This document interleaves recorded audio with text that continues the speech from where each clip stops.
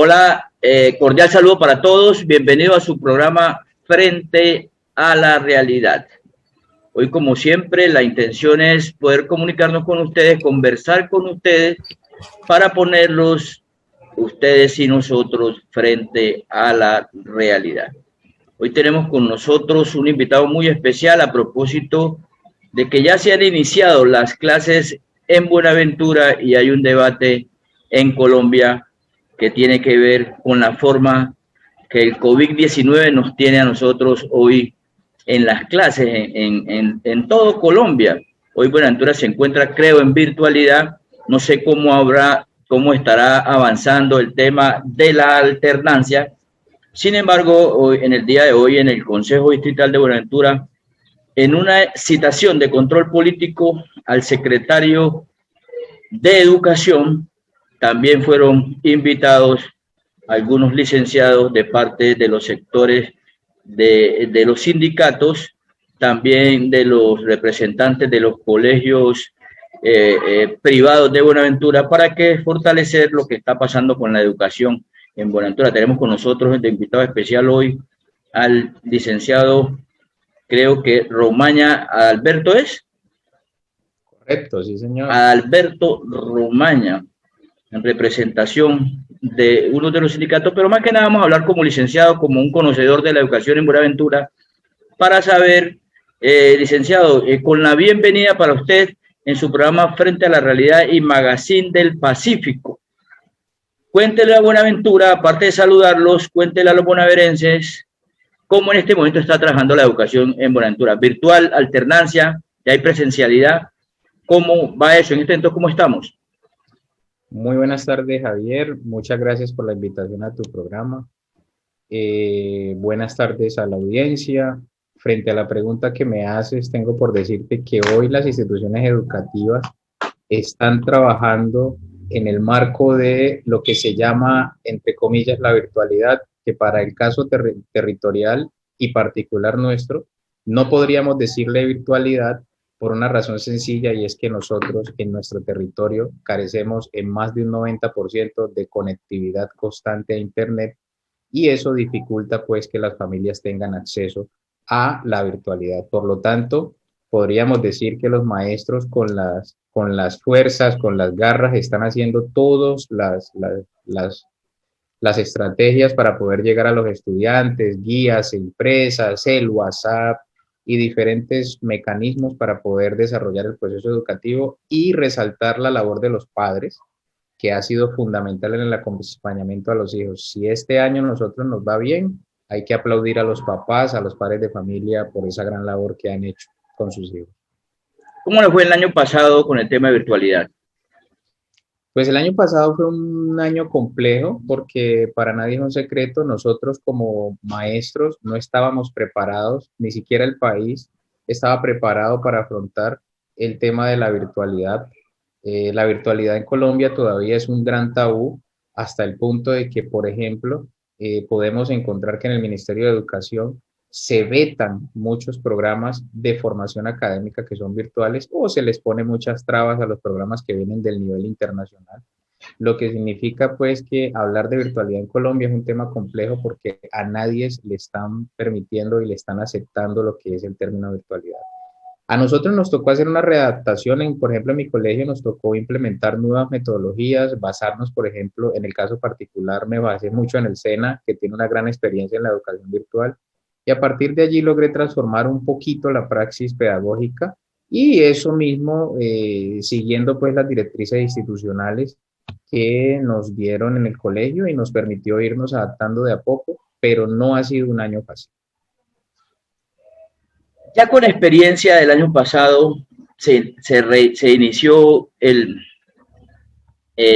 tema, lo que es la educación en Buenaventura. ¿Cómo ve el apoyo o lo que ha sido la sinergia entre las instituciones educativas, tanto privadas como públicas, con el tema de la guía de los orientadores de la Secretaría de Educación Distrital? Bueno, eso tiene varias aristas que hay que revisar. Yo plantearía como primera medida en que, si bien es cierto, el Ministerio de Educación emitió unas directrices para el Plano Nacional, yo considero que nuestra Secretaría de Educación en ese proceso ha estado muy débil, por no decir que no ha respondido a los retos y los desafíos que la educación en el territorio demanda. Consideramos que invitar, por ejemplo, a las instituciones educativas a participar o a ingresar a la alternancia sin tener las condiciones mínimas para ella, pienso que es un riesgo en el que la ciudad no puede correr. Nosotros no estamos preparados en salud pública para asumir una posible rebrote. En el sector educación tenemos que entender que hay maestros que están en una edad por encima de los 55, 60 años y no son poquitos en Buenaventura, son muchos. Y aparte de eso, nuestras instituciones no tienen las condiciones para cumplir con las mínimas medidas que determinan los organismos multilaterales y el Ministerio de Salud para la atención de la pandemia y pues para este tema de la alternancia. ¿La administración distrital está invitando que se haga la alternancia allá en Buenaventura?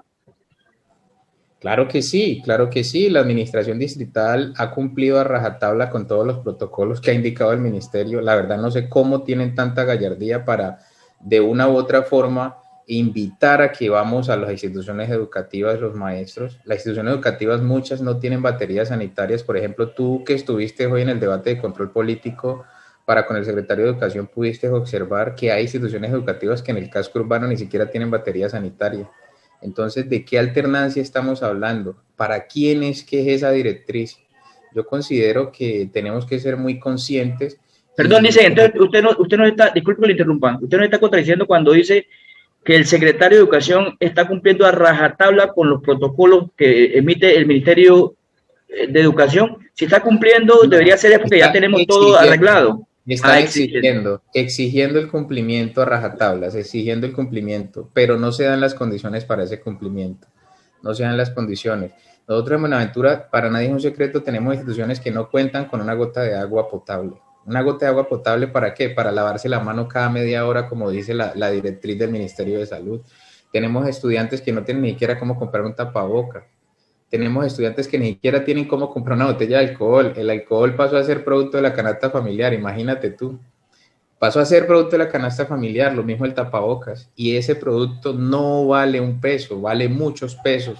Y hay que usarlo todos los días, y hay que cambiarlo, y hay que lavarlo, y hay que limpiarlo. Todos esos factores son elementos de riesgo, elementos que hay que controlar, variables que hay que controlar por parte de la Secretaría de Educación y todas las instituciones educativas.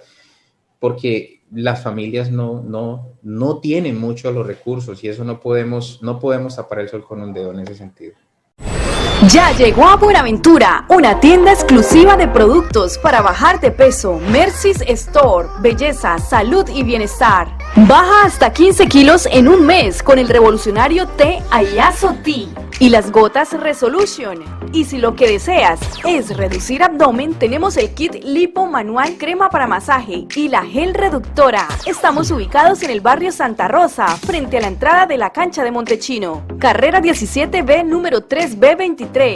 Domicilios al 317-852-5623 y al 304-126-6100. Mercy's Store, visítanos para tener el gusto de atenderte.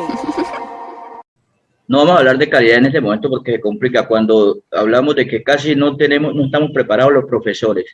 Obviamente los alumnos tampoco. No tenemos todos computadores, tablets, celulares ni internet a veces para podernos conectar. Es una dificultad que que nos tiene a nosotros pues sumidos en una debilidad de la educación.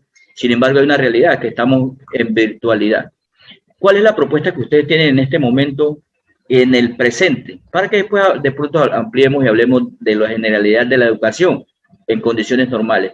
Pero en el presente, nosotros, ¿qué alternativa, qué de solución presentan desde la óptica de ustedes, sabiendo que la exigencia que hace la Secretaría de Educación no van con el tema del COVID-19?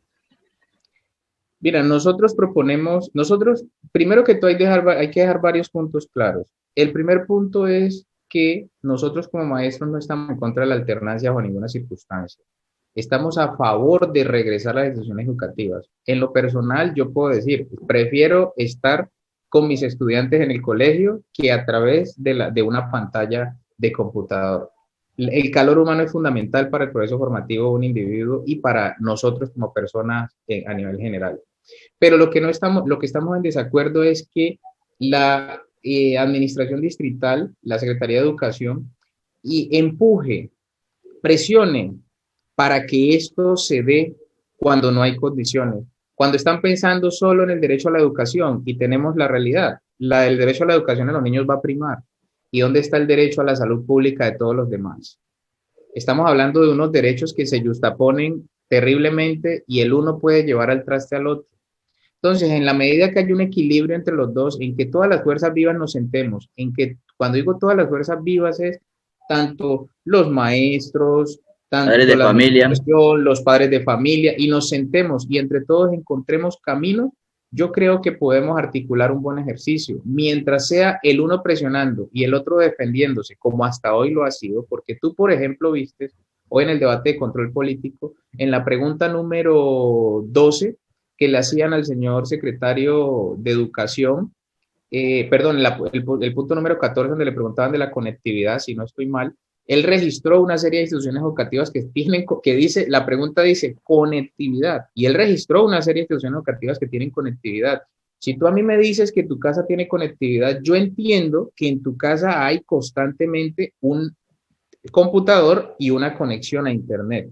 Yo quisiera que a mí me demostraran que eso funciona, que me digan cuál es el impacto de eso. Yo quisiera que me lo demostraran, porque que yo conozca, después de que usted llega aquí al triunfo, empieza la señal a fallar. Y eche más para adentro y vaya viendo. Y así pongamos en la zona marítima. Y pongamos la zona rural, que muchos no tienen ni siquiera cómo llegarles la conectividad. Sí, señor. Entonces, en ese sentido es complejo que nos encontremos. Todos queremos que la educación sea presencial, pero tenemos que tener todas las condiciones para ello. Aquí una pregunta. ¿Estamos hablando de las instituciones educativas del orden público simplemente o están incluidas también las de los privados? Porque en el caso de mis hijos que estudian en un colegio privado, nosotros no escuchamos nada como de la Secretaría de Educación, sino que es el contacto, la concertación que se haga entre los dueños del colegio y nosotros como padres de familia. El enfoque es incluido los colegios privados, las instituciones educativas privadas. Efectivamente, nosotros tenemos que acudir a la autonomía que normativamente, que la norma le da a cada institución educativa de pensarse. Por eso existe un consejo directivo que es la máxima autoridad. En el sector privado, por más que alguien haya fundado una institución, él tiene que cumplir con la normativa y la normativa indica que es el consejo directivo el que decide. Si en ese consejo directivo se acuerda y se decide que tenemos condiciones que hay, pueden entrar, sea pública o sea privada. Para el caso concreto de las privadas, efectivamente va de la mano de la voluntad de todos los actores dentro del sector educativo. Necesariamente no tiene que ser el dueño. Ahora, tenemos que también entender quién asume los riesgos cuando tú decides volver de la alternancia a la clase presencial. Tú vas a tu colegio, llevas a tu hijo, resulta que allá apareció contagiado de COVID. ¿Quién asume ese riesgo? ¿El profesor? ¿La institución? ¿La Secretaría de Educación? ¿El ministerio? ¿Quién asume el riesgo? Los padres de familia. La pregunta que yo le haría, le devuelvo la pregunta, en la normatividad, ¿quién estaría asumiendo el riesgo? ¿Está contemplado eso? En la norma, el único señor castigado por un mal procedimiento en el colegio es el funcionario que está a cargo de los niños. Eso se llama responsabilidad civil docente. Un docente, le voy a poner un ejemplo, tenemos 5 niños en el salón y tenemos que tenerlos a distancia de 2 metros como mínimo. Esos niños por cualquier circunstancia se juntaron, resultaron allí golpeados, uno resultó herido, lo llevamos al hospital. ¿Sabe quién es el primero que tiene que salvar su responsabilidad? El maestro. Pero normalmente es el eslabón más bajito, es el que primero se rompe. Si el maestro no logra demostrar su responsabilidad, ahí le llegó, porque la administración, ¿qué hace? Yo pago los daños que ocasionó, pero luego le hago una acción de repetición al maestro por haber sido irresponsable. Imagínense el riesgo que nos meten ahora con una pandemia de llevar estudiantes a las instituciones sin condiciones mínimas para poder asumir ese reto. Es muy complejo el asunto. Yo voy a pasar afirmando, yo soy ingeniero civil, Romaña, yo soy ingeniero civil de profesión.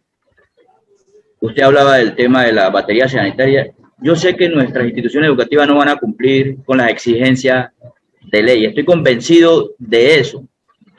La virtualidad es débil la forma en que se comunica y creo que hay mucha gente que se pierde, muchos alumnos que se pierden de la educación, como debe ser la calidad, va a bajar. Pero ¿en qué va a afectar esa virtualidad para usted a nuestros estudiantes? ¿En qué lo va a afectar? Ya suponiendo, vamos a continuar con la realidad, con la virtualidad.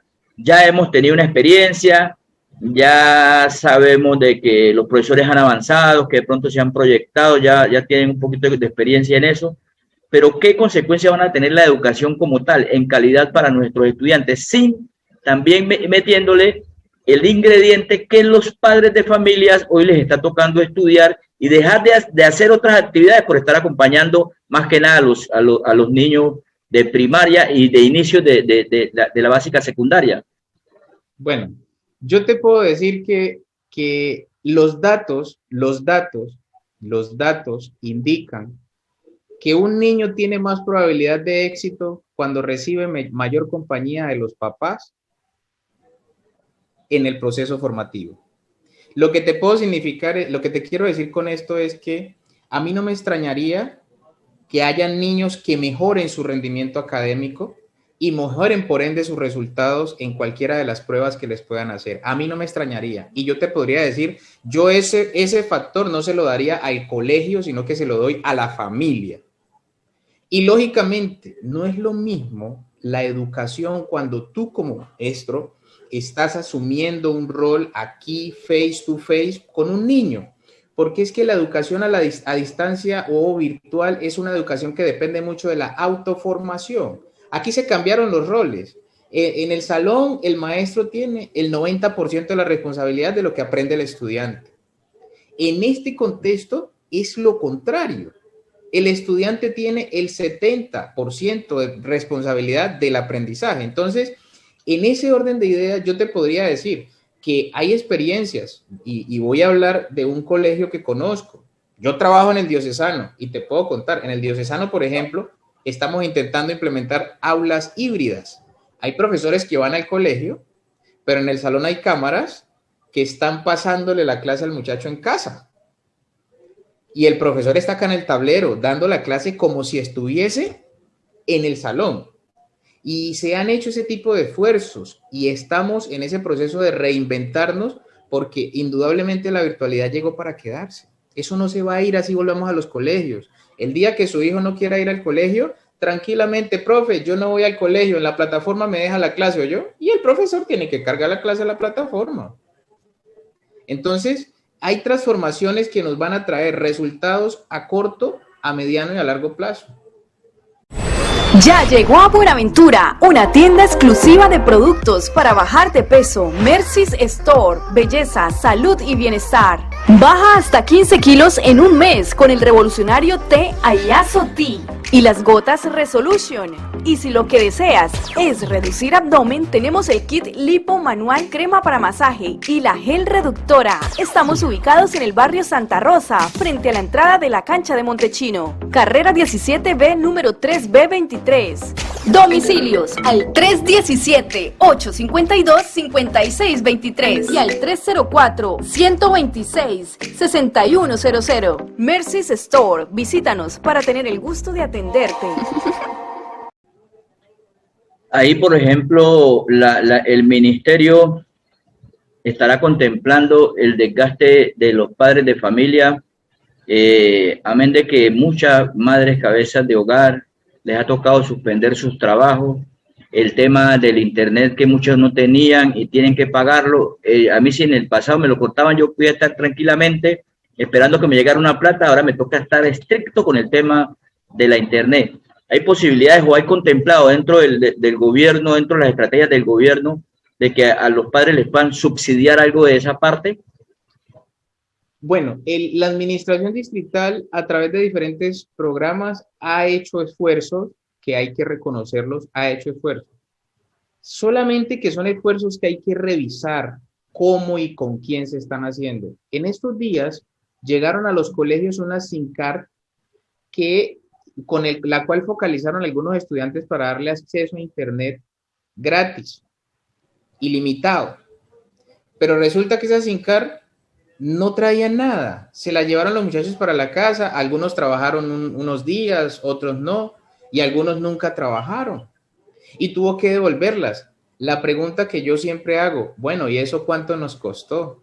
Porque es que a nadie le están regalando esa SIM card de gratis. Eso tiene que haber alguna cosa que tuvimos que haber pagado, sea el ministerio, sea la gobernación o sea el distrito. Alguien tuvo que haber pagado de los recursos nuestros eso.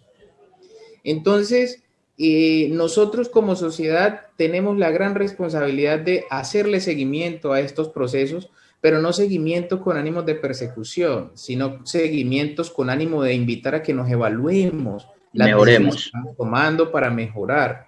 Yo, como decía hoy en el debate de control político, o sea, yo creo que las cifras que nos presenta la administración distrital en el área de educación y en cualquier área son cifras. Usted me puede decir, vea, es que invertimos 30.000 millones de pesos en nuevas vías, pero yo quiero que usted me calcule el impacto de esa inversión, porque ¿para qué invertimos 30.000 millones que no impactaron en nada?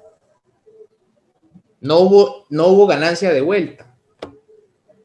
Eso en el tema, yo le aseguro también que en el tema de la gestión pública en Buenaventura, eso se da mucho.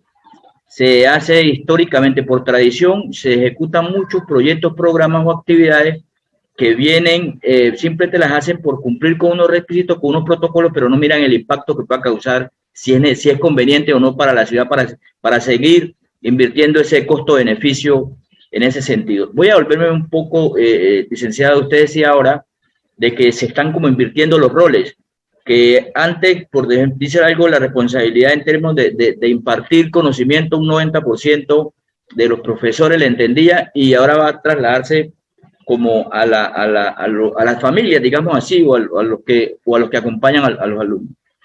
Mi pregunta, también es una debilidad, así como lo que estamos hablando ahorita, que en Buenaventura no se haga cultura ciudadana, no se invierta en promocionar el cambio para que la gente lo asuma y se adapte a las cuestiones. Muchos lo hacen por el compromiso que se tiene. Muchos padres son responsables y van a asumir lo que sea para que sus hijos salgan adelante. Pero ¿cómo hacer para entender, para que ustedes desde allá, desde el sindicato, desde los líderes de la educación, le digan o le exijan a la Secretaría de Educación de que le enseñe, busque la forma de gastar plata en enseñarle a nuestros conciudadanos, a nuestros padres de familia, a que ya van a cambiar y que tienen que tener una responsabilidad diferente para que nos ayuden a adaptarnos de acuerdo al conocimiento de ustedes en esta nueva normalidad. Porque usted conoce bastante el tema, licenciado. Yo no conozco mucho el tema. Entonces sería bueno que ese conocimiento buscara la forma de que le llegara más a la población a través de promociones, que genere una cultura ciudadana que nos adaptemos a esta nueva normalidad. Javier, la pregunta que tú me haces, yo voy a ampliarle el contexto porque es necesario. En la medida que nosotros separamos un problema y no lo relacionamos con el otro, estamos haciendo soluciones un poco riesgosas y podría decir, entre comillas, un poco débiles. Articulemos esta pregunta lo siguiente. Lo que usted me dice, la falta de ciudadanía, yo lo entiendo y lo percibo como lo que hoy está generando una crisis social en Buenaventura grandísima, porque la educación es el motor que mueve cualquier individuo. Y si nosotros le damos educación al individuo, ese individuo se va a mover en torno a su territorio, en torno a su bienestar, en torno a su territorio. Mire, le voy a poner unas cifras que nos van a dar un poquito de contexto de la crisis que tenemos en Buenaventura. En Buenaventura, nosotros tenemos una graduación anual de aproximadamente 3.200 estudiantes en la media, se gradúan en la media. De esos estudiantes ingresan a la universidad, eso se llama tasa de tránsito inmediato, ingresan a la universidad inmediatamente al semestre siguiente, más o menos 984 estudiantes. ¿Qué pasa con los casi 2.100 estudiantes que están por fuera del sistema? Es la pregunta. Ahora, vaya a ver lo siguiente. Resulta que nosotros, cuando estamos en Buenaventura, hay matriculados en el sistema de educación superior casi 6.500 personas. La educación superior es para las personas que están entre los 17 y los 21 años. Hay 6.500 personas un poquito más matriculadas. Pero ¿cuántas personas hay en esa edad? Hay casi 40.000 personas. O sea, estamos hablando de que Buenaventura tiene una oferta efectiva de educación superior del 29.5%, una tasa de absorción. A esto, si le sumamos los jóvenes que están muriendo, asesinados, víctimas de los grupos armados, víctimas de que fue la oportunidad que encontraron para poder sobrevivir. Y estos jóvenes, cuando revisamos sus edades, un porcentaje muy alto, está en la edad entre los 17 y los 21 años. Y ninguna institución, preste bien, ¿usted ha visto instituciones educativas de luto por la muerte de estos jóvenes que en el transcurso del año, que son demasiados los que han muerto, en el transcurso del año ha visto instituciones educativas de luto por muerte? No, ¿cierto que no? No se ha visto, no lo he visto. Bueno, lo que significa que parece ser que los jóvenes que están asesinando no pertenecen a nada, no tienen opción de nada y la única oportunidad que encuentran es estar en esos grupos, que es lo que le ofrece el día a día. Con esto, ¿qué quiero decirle? Que nuestra ciudad, para poder mejorar en su crisis social, tiene que ponerse de acuerdo en lo fundamental. Y lo fundamental es brindarle a las personas oportunidades de educarse para que puedan transformarse. Las cifras no nos pueden llevar. A nosotros nos dicen, no, tenemos 6.500 personas en la educación superior. A mí me gustaría es que me dijeran cuántas no están, cuántas faltan. Porque es que el lío en Buenaventura no es los que están ya están seguros, allá hay unos profesores que nos encargamos de ellos. ¿Qué se puede hacer para eso? Para que nos digan cuántos no están y tratar de equilibrar eso. ¿Buenaventura puede con eso o es un imposible? Mire, Buenaventura puede con eso siempre y cuando haya lo que hoy en el consejo le remarcaba uno de los concejales, haya planeación estratégica. ¿A qué me refiero? Aquí en Buenaventura hay más o menos unas 12 universidades privadas ofreciendo educación superior. 12 universidades privadas. Lo que hace que ya no solamente sea el rango que usted hablaba entre los 17 y 21, sino que también hasta los viejitos ya pueden estudiar porque hay universidad. Antes no había, le tocaban otros. O sea que sube el índice ahí de los... Pero es que hay un factor, Javier, ya que haces ese paréntesis, hay un factor. Esos estudiantes que están en esas universidades privadas no están matriculados para Buenaventura. Están matriculados para Buga, para Cali, para Bogotá. Luego, entonces, cualquier recurso público que llegue para educación superior, llega es para esos entes territoriales, porque nuestros estudiantes están matriculados en Bogotá, Cali, Pereira. Te lo puedo demostrar, Javier. No, yo no sabía eso, imagínese. Te lo puedo demostrar. O sea, lo que te estoy hablando te lo puedo demostrar.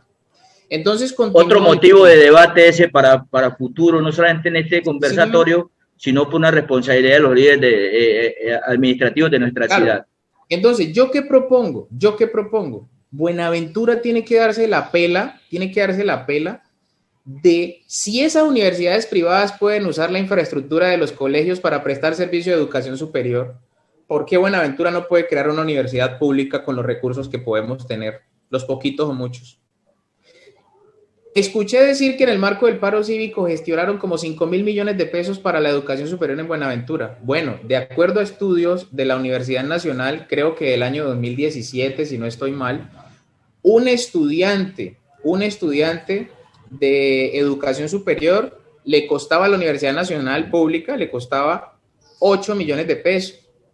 Multiplica 5.000 millones cuántos muchachos puede llevar a la educación superior. Dividirlo en 8 millones. Sí, señor. Sí, señor. Dividir 5.000 en 8 millones. Tranquilamente impactamos las cifras en el doble, porque más o menos atiendes como 700. Como 700. ¿A qué te quiero llevar? A que Buenaventura tiene que correr riesgos de no hacer lo mismo que han venido haciendo toda la historia de los demás mandatarios. Ya llegó a Buenaventura, una tienda exclusiva de productos para bajar de peso. Mercy's Store, belleza, salud y bienestar. Baja hasta 15 kilos en un mes con el revolucionario té Ayazo Tea y las gotas Resolution. Y si lo que deseas es reducir abdomen, tenemos el kit lipo manual, crema para masaje y la gel reductora. Estamos ubicados en el barrio Santa Rosa, frente a la entrada de la cancha de Montechino. Carrera 17B, número 3B23. Domicilios al 317-852-5623 y al 304-126-6100. Mercy's Store, visítanos para tener el gusto de atenderte. Los demás mandatarios han hecho exactamente lo mismo que están haciendo hoy. Tumban colegios y el mismo colegio arman. La revolución educativa de Gerardo Valencia Cano no solo fue una revolución de currículo, sino que fue una revolución de ampliación de cobertura. Amplió la cobertura de este proceso. Y nosotros seguimos trabajando con las mismas instituciones que Gerardo Valencia. Entonces, ¿cuál es la segunda revolución educativa que vamos a dejarle al pueblo? Bueno, vamos como emocionándonos y nos quedan como pocos minutos para terminar. Entonces, en cuanto a estructura de las instituciones educativas en Buenaventura que no sirven, ya están invirtiendo en ese tema, disculpen, no sirven, no están adecuadas, perdón. Ya están haciendo, esta administración está fortaleciendo el trabajo para que queden aptas para poder prestar el servicio con mejor calidad. Eso, de acuerdo al informe del señor secretario, hay instituciones que se intervinieron y otras que están en intervención, de acuerdo al informe del señor secretario. Tendremos que esperar a ver esas intervenciones en qué estado quedan, porque usted como ingeniero puede saber que una cosa es que yo construya 4 paredes y otra muy diferente es que yo dote esas 4 paredes, que eso son 2 cosas diferentes. Yo construyo las 4 paredes, pero después tengo que hacerle la dotación del proyector de imagen, el internet, la tecnología que hay que llevar, el mobiliario y todas estas cosas. Nosotros aquí construimos salones de 4 paredes y sillas y pare de contar, pero en el marco de que estamos ya no se necesita eso, se necesita un poquito más. Ese definitivamente debe ser otro tema. Volvamos al tema de lo que está sucediendo hoy con nuestra educación, en lo que nos estamos afectando con esta nueva normalidad. Aquí hay una inquietud. De todas maneras, hay que tener en cuenta que el COVID-19 existe. Sin embargo, en Buenaventura, el impacto, gracias a Dios, nosotros no tenemos como mucho problema con el tema del COVID. Yo me atrevería a decir, yo decía que nosotros, a mis, entre comillas, ¿no?, a mis hijos no los enviaría en ningún momento para el tema de la educación en la alternancia. Preferiría que el año no lo hiciera. Pero no sé por qué en Buenaventura, y este es otro tema, como le decía ahora, a mí me parece que deben hacer un estudio los colombianos para de pronto Buenaventura salve al mundo, porque nosotros tenemos un privilegio grande con ese tema de COVID-19, sin tener mucha UCI, con tanto desorden, con tanta falta de control de la administración distrital. Sin embargo, aquí se hace de todo, la gente aglomerándose, y nosotros no tenemos una crisis, un pico alto, no hemos tenido ni una crisis en Buenaventura en cuanto al COVID-19. La administración, ustedes con la administración, aunque ustedes no son control político, como lo decían ustedes en el consejo, en la honorable corporación hoy, ¿qué van a hacer ustedes? ¿Qué le han propuesto a ustedes, si me lo puede decir en unos 3 minutos, licenciado, qué alternativas de soluciones ustedes le han propuesto o tienen para que la educación sea mejor en Buenaventura? A propósito de lo que usted decía, que un concejal decía, valga la redundancia, que en Buenaventura definitivamente le falta planeación a los directivos. No estamos hablando de esta administración, estamos hablando históricamente en Buenaventura, entonces hemos tenido esa debilidad. ¿Cuál es una propuesta como para que eso funcione mejor, licenciado? Concretamente, yo creería que Buenaventura tiene que invertir demasiado en hacer alianzas, las alianzas necesarias para poder ampliar el servicio de conectividad en el territorio, hacer un servicio de conectividad mucho más fuerte y coherente. Y definitivamente apalancar, ser como ese garante para que las familias puedan tener acceso a la tecnología. Me explico. Cuando el Estado, por ejemplo, le va a dar una vivienda a una familia pobre, dice, vaya al banco que yo le pago los intereses de esa familia, yo le doy la cuota inicial de esa familia, yo le soy el garante de esa familia. Entonces, Buenaventura hoy tiene que asumir riesgos porque la pandemia parece ser va todo el año otra vez. Eso es pan para hoy, necesidad para mañana. Y como va todo el año, vamos a mantenernos en conflicto, los papás pidiendo a los maestros que den clases, que esto, que lo otro, el ministerio diciendo a la secretaría. Entonces nos vamos a mantener todos tirándonos piedras. Pero realmente lo que hay que hacer es ampliar la red de conectividad en el territorio, darle las garantías a las empresas que vengan y presten el servicio. Eso es lo principal, y garantizarle a las familias que tengan acceso a la tecnología, porque sin la tecnología tampoco vamos a poder. En cada casa por lo menos hay un celular inteligente. Por lo menos hay un celular inteligente. ¿Qué quiere decir? Que las casas han hecho su esfuerzo. Ahora falta que la administración ponga sus condiciones en el territorio. Y si vamos a volver a las instituciones en la alternancia o en la modalidad que sea, que la administración sea consciente de que tiene una inversión sustancial que hacer para que eso pueda ser una realidad. Porque no puede tirarle a los rectores el problema de mantener a los estudiantes, a los maestros a salvo. Eso es un problema que los rectores lo reciben y eso es como dice, eso es una pelota caliente. En este momento, ¿la administración está siendo consciente?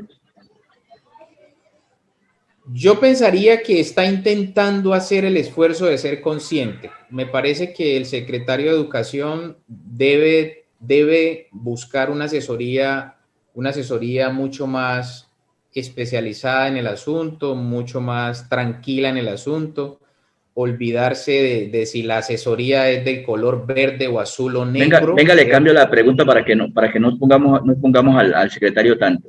En este evento la administración está tomando las decisiones por ellos mismos como tal unilateralmente, o tienen a ustedes con los sindicatos y los padres de familia algún comité especial que permita tomar esa decisión de mejor manera?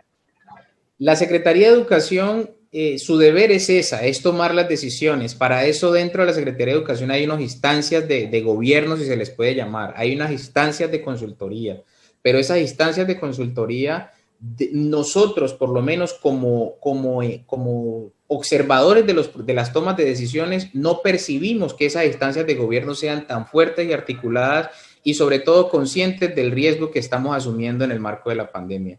Yo diría, Javier, en esto de la administración pública, nosotros tenemos que estar expuestos a esta situación. Y para mí, creo que la administración distrital debe apostar por integrar a todo el territorio en la toma de la decisión. Mientras usted diga, yo no me voy a reunir con este porque esto, o este porque esto, eso va a ser un óbice para generar distancia y diferencias. Aquí tenemos que reunirnos es con el enemigo. Es que porque aquí ya, recuerde que tenemos una nueva normalidad, usted mismo lo manifestaba hace un rato, porque independientemente que ellos tengan como gobierno sus instancias de asesoramiento, es una nueva normalidad, también está incluida la salud pública y el riesgo de las familias. Entonces debe ser con conocimiento, pero también ampliando la cobertura de participación para tomar una decisión más responsable, diría yo. Ya se nos acabó el tiempo. Vamos a dar un minuto más para que usted nos indique lo que le tocó a usted hoy hablar mucho de educación en el debate de control político que hoy hubo en la honorable corporación, para que, si usted me permite, en otro programa hablemos de este tema. En Buenaventura, la educación que está, usted manifestaba que en el 2005 había un acuerdo que habían declarado el distrito de Buenaventura en educador o algo así. Cuéntenos rápido eso para que después, si usted lo permite, en otro programa hablemos de la educación. Con todo gusto. Mira, en el 2005, Buenaventura fue declarado como un distrito educador. Se dieron una serie de jurisprudencias de las Cortes, entre ellas la del 2016, de noviembre de 2016, en donde la sentencia 666 de la Corte Constitucional declara inaplicable el decreto 1278 a las comunidades y profesores del Pacífico colombiano, de los entes educadores que se declaran educadores. ¿Qué pasa en Buenaventura? ¿Cómo perjudica eso? Que, por ejemplo, hace 2 años no hicieron traslados de los maestros porque no había una norma que nos permitiera hacer el proceso de traslados, porque la norma está, el 1278 era el que nos aplicaban, y si la Corte dice que no es aplicable, no se puede aplicar. Entonces dijeron, no vamos a hacer traslados, entonces no se hizo traslado. Al año siguiente había evaluación para ascenso de los maestros, para ganar más platica a los maestros, para ascender, una evaluación. El distrito dijo que no iba a hacer la evaluación porque se acogía a la sentencia. Y resulta y acontece que al final, para unas cosas sí es la sentencia, pero en estos días pasados hicieron traslados amparados en el decreto 1278. Entonces, ¿qué pasa? Que si nosotros no sabemos con claridad si somos etnoeducadores o no, si somos de población mayoritaria o no, si somos indígenas o no, si nosotros no tenemos eso claro, no vamos a saber nunca hacia dónde va a ser el rumbo de nuestra educación. Y nos vamos a mantener siempre en esta misma, como divagando en el limbo, porque no sabemos para dónde ir. La invitación es que la Secretaría de Educación debe definir qué somos, y sobre eso que ella defina, allí es que usted va a ver que vamos a poder enrutar los caminos. De lo contrario, usted ha visto los que están a favor de la ley 70 y los que no. Es el mismo tema que tenemos en el sector de educación. Los que están a favor del 278 y los que no. Bueno, agradeciéndole su participación en esta conversación tan importante y esperando que usted nos brinde otra oportunidad para hablar de lo en educación, me despido. Le agradezco mucho, licenciado, y espero que tenga una oportunidad nuevamente frente con nosotros, de nuevo con nosotros. Javier, muchas gracias. Estaré siempre presto a compartir los poquitos aprendizajes que uno va teniendo en la vida, y un amigo más y un servidor más. Muchas gracias. Bueno, y a ustedes televidentes, esperamos en otro momento estar frente a la realidad en temas de interés sociales como el que acabamos de tocar hoy. Hasta otra oportunidad, Dios les continúe bendiciendo. Bueno, hasta luego, Javier. Hasta luego.